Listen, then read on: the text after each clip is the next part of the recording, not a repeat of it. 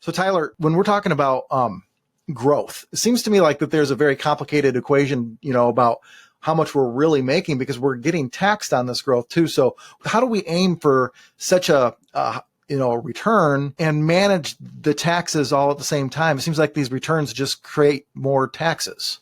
Yeah. So paying your capital gains tax is going to be a lot more beneficial than paying your current income tax. Let's take an individual who's in a 25 or 30% tax bracket.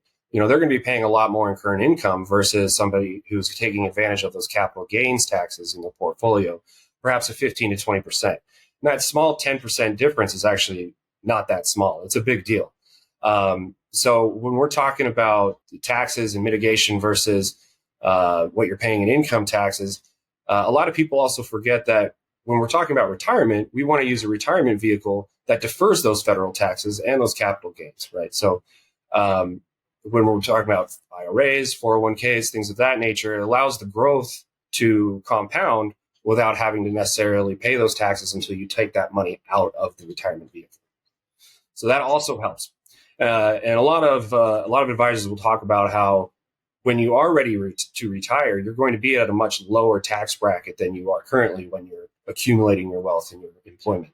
So you want to pay your capital gains tax as opposed to your current income tax just because you know that your capital gains tax is going to be a lot lower.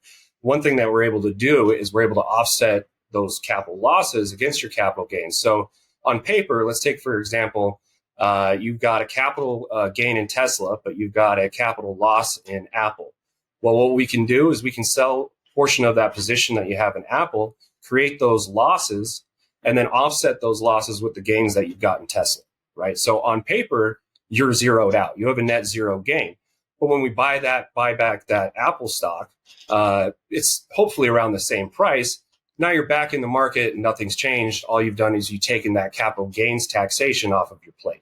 Hey guys, thanks for watching this video. If anything that you saw resonates with you, please feel free to email me, tyler.johnson@raymondjames.com, or feel free to DM me.